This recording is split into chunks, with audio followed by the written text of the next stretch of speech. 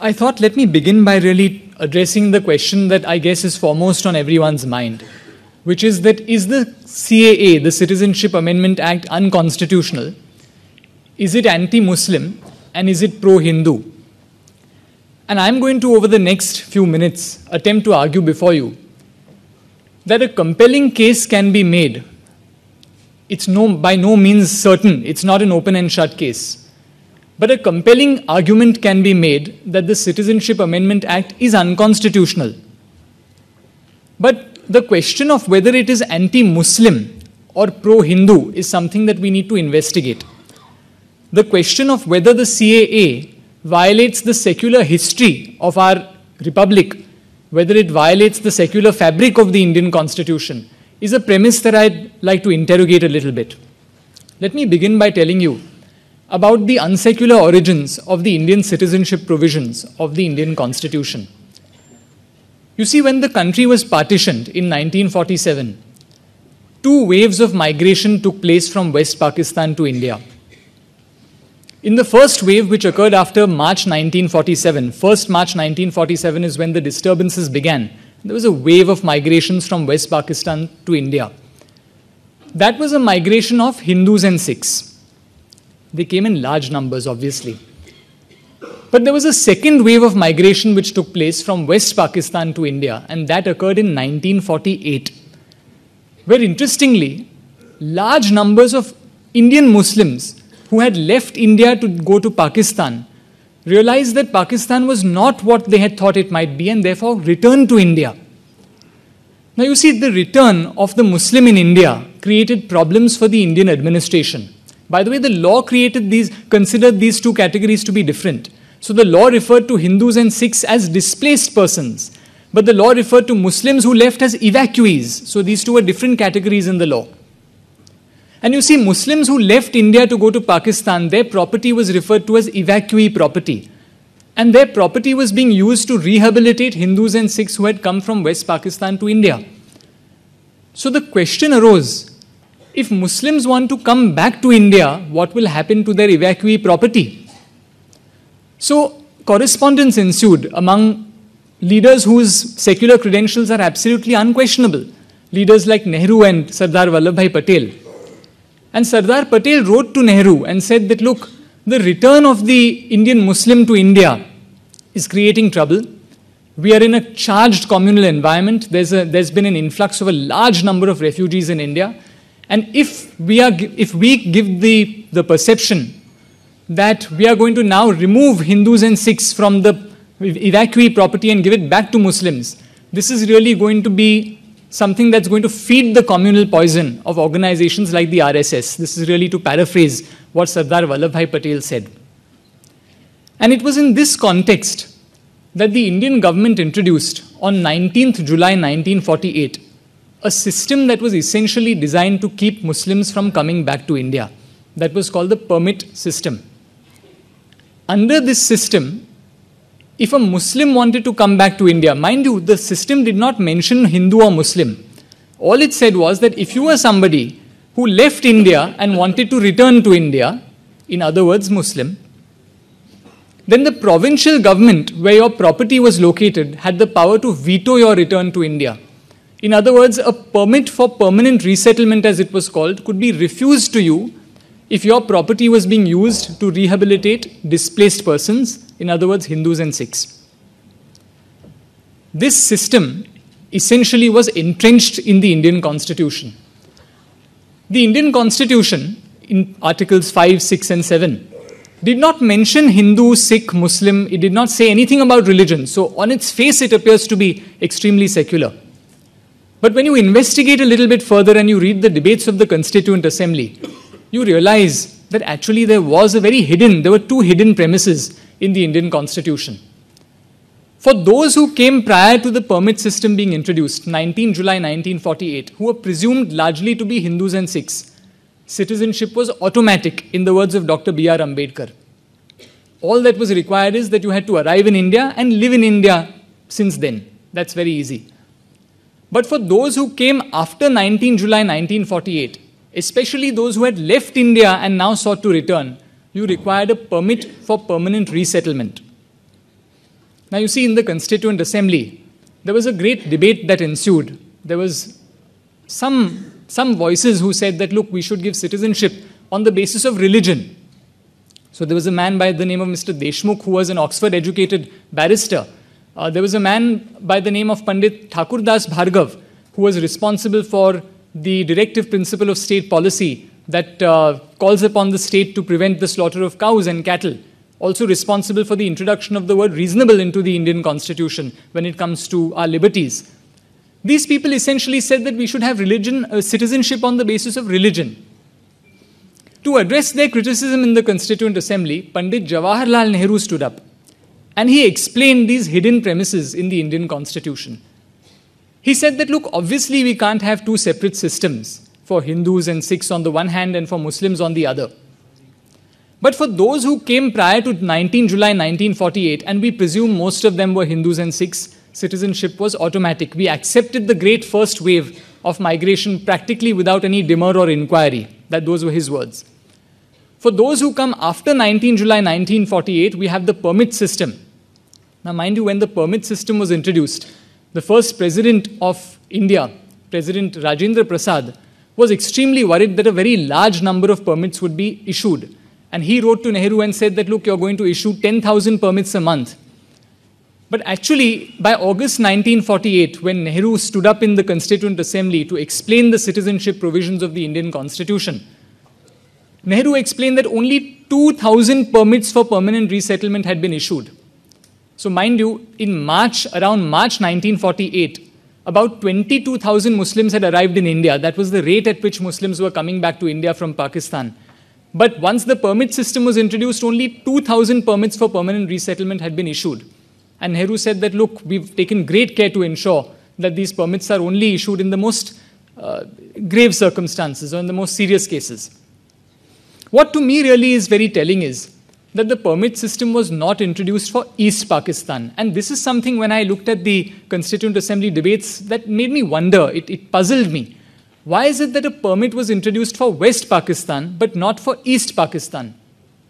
And you see, when you dig into the correspondence of our leaders like Nehru and Patel, you realize that while there were only about 7 or 800,000 Hindus left in Pakistan, in West Pakistan, there were 16 million Hindus in East Pakistan at the time that the permit system was introduced.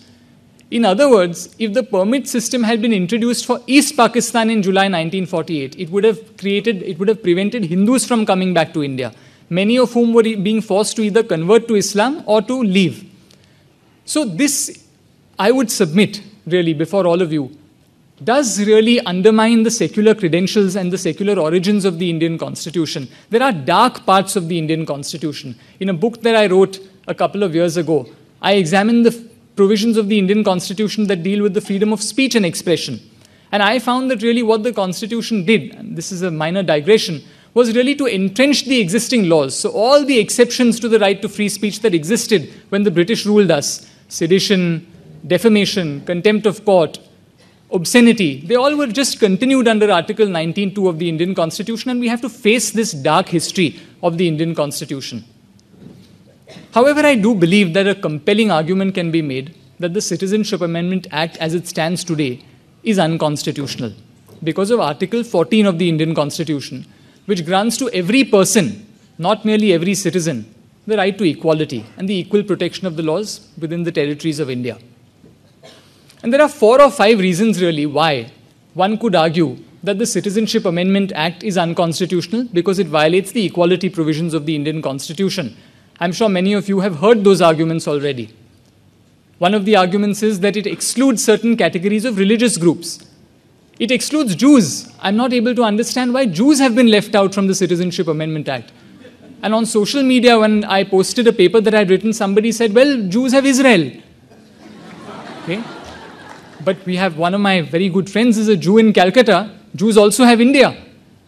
And if Jews have Israel, then Christians and Buddhists have their own countries too. We've included Christians and Buddhists, but we've left out Jews. That doesn't make sense to me.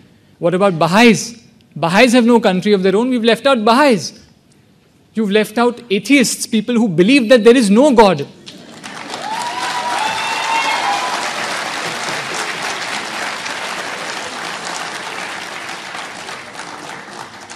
blasphemy attracts the death penalty, it is blasphemous to say that there is no God. You've excluded people who don't know if there's a God or not, agnostics, people who are doubtful about whether there's a God or not. You've left out categories of Muslims who may be considered minorities in countries like Pakistan and Bangladesh, categories like Ahmadiyas or Hazares.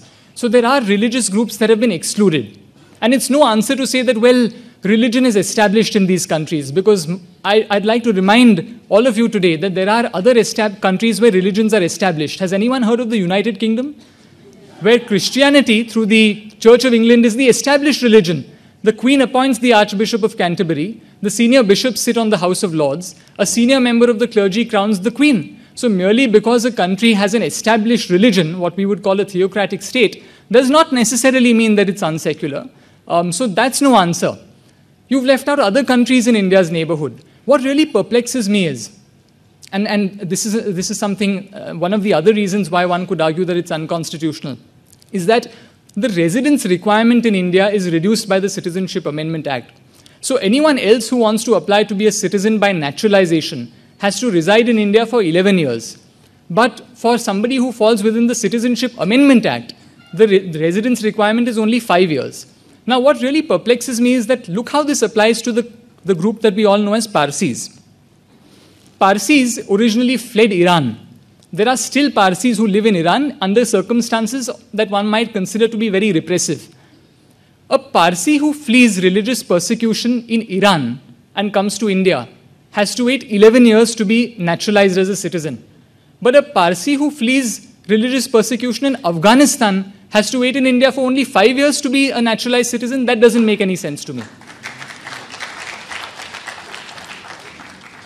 There are other reasons why one could argue that the Citizenship Amendment Act is unconstitutional. One is the cutoff date. The cutoff date is 31st December 2014. So if you suffer religious persecution before 31st December 2014, but you come to India on the 1st of January 2015, then you are not entitled to the protections of the Citizenship Amendment Act. Now look, I must point out that bright line rules are imposed by the law. For example, you can vote at the age of 18. So if I'm a day younger than 18 before the general elections, I'm not entitled to vote. Similarly, you are entitled to marry at a certain age, you're entitled to drink alcohol at a certain age. The law does impose bright line rules. But here the bright line rule that has been imposed seems to undermine the ostensibly humanitarian objective of the law, which is that if you want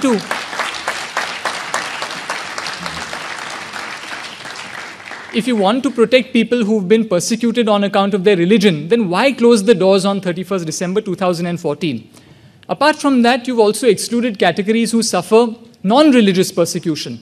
After the striking down of Section 377 of the Indian Penal Code, somebody who might want to come here because of their sexual identity is not given the benefit of the Citizenship Amendment Act. There may be racial reasons why somebody might be persecuted in a country in India's neighborhood. Those persons have been excluded from the Citizenship Amendment Act as well. But apart from that, there are some deeper problems with Indian citizenship law. It's not only the Citizenship Amendment Act, as Harsh was saying, and this goes back much before the enactment of the Citizenship Amendment Act. One of the problems, as Harsh identified, with Indian citizenship law is the fact that we've abandoned the notion of citizenship by birth. Really, prior to 1987, anybody born in this country, no matter who their parents were, was entitled to be a citizen by birth. If you're born after 1987 but before 2004, you have to establish that you were born here and that one of your parents is an Indian citizen. In other words, one of your parents was born here and the other could be an illegal alien, or you don't have to prove the citizenship of your other parent. After December 2004, you have to prove that you were born here, that one of your parents is an Indian citizen and the other is not an illegal alien. Now, this tends to operate very harshly against certain categories of people. Let me ask you this question. What if you're an orphan? You don't know who your parents are. You're an orphan born after 1987 or an orphan born after 2004. You have to prove that your parents are citizens and you don't even know who they are. What if you are a transgendered person, and very often in India, transgendered people are abandoned.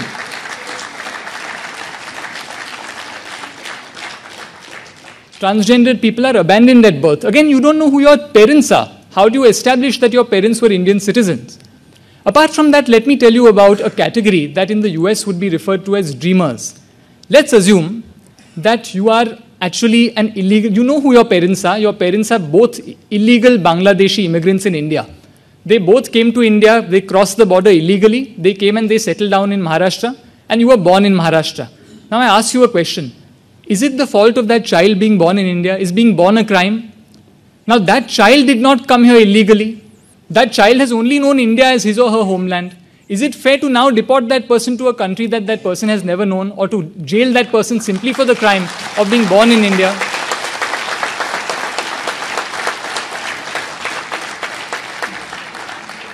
I'll only conclude with another example. Let me say that you're not born in India, that you came here along with your parents at the age of 2 or 3. Again, when you cross the border along with your illegal immigrant parents, it's not your fault that you came here, but the law tends to operate harshly against dreamers. I'm happy to discuss some of these points. There's some more problems with Indian citizenship law in the question and answer session.